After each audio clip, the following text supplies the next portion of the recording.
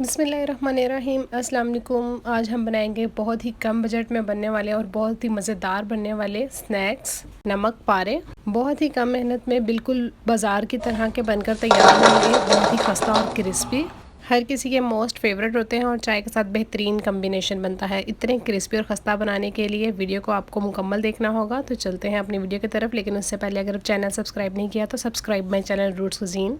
सबसे पहले हमें चाहिए 2 कप मैदा और हाफ़ कप से थोड़ा सा कम हमें ऑयल चाहिए। आप घी का भी इस्तेमाल कर सकते हैं। इसके बाद हाफ़ टी स्पून जो है वो अजवाइन ले ली है। हाफ़ टी स्पून अजवाइन को इस तरह से हाथ पर मल के ऐड करेंगे, इससे इसकी खुशबू में मज़ीद इजाफा हो जाता है। हाफ़ टी स्पून जो है वो नमक का इसके अंदर शामिल करेंगे। और जो मैदा और ऑयल मैंने मेजर किया है वो मेजरिंग कप के साथ मेजर किया है। अगर आपके पास नहीं है तो आप घर का टी कप भी नॉर्मल यूज़ कर सकते हैं। आपने ऑयल और मैदे और इन तमाम चीज़ों को अच्छे से मिक्स करके इस तरह से बहुत ही अच्छे से मसलना है इनको, तभी आपके नमक पारे जो हैं वो बेहतरीन बनेंगे। थोड़ा थोड़ा सा पानी ऐड करके इसे इस तरह से आपने गूंद लेना है। एक सख्त सी डो बनाकर तैयार करनी है। पानी 2-2 टेबलस्पून करके आपने डालना है, उससे ज़्यादा नहीं डालना वरना आटा जो है वो पतला हो सकता है।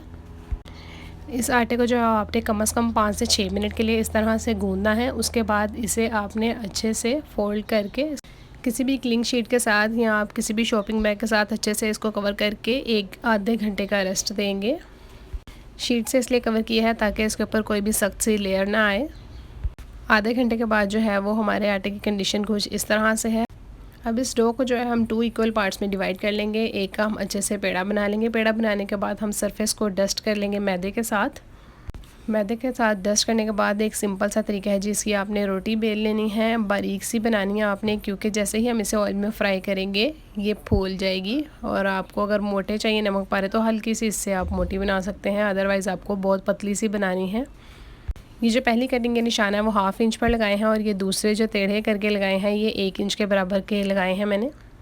ऊपर मैदा स्प्रिंकल करेंगे क्योंकि जब हम इन्हें उठाएंगे तो ऐसा भी हो सकता है कि आपस में चिपक जाएं, तो चिपके ना, इसलिए हमने मैदा डस्ट किया है। ऑयल को मीडियम टू हाई फ्लेम पर अच्छा सा गर्म कर लिया है। जिस वक्त आप अपने नमक पारे ऐड करेंगे तो आपको जो ऑयल है उसका फ्लेम जो है वो हाई रखना है। उसके बाद नमक पारे ऐड करने के बाद आपने इसको स्पून से हिलाकर जो है हल्का हल्का सा हाथों से अलग कर लेना है ताकि चिपके ना। जैसे ही ये ऑयल की सतह के ऊपर फ्लोट करने लगेंगे तब आपने जो चूल्हे का फ्लेम है वो मीडियम कर देना है। नमक पारों को जो है वो कंटिन्यूसली हिलाते हुए पकाएंगे ताकि कलर अच्छा सा एक जैसा आए। यहाँ पर 7 से 8 मिनट मुझे हो चुके हैं फ्राई करते हुए। आपको मीडियम टू हाई फ्लेम पर ही इसे फ्राई करना है।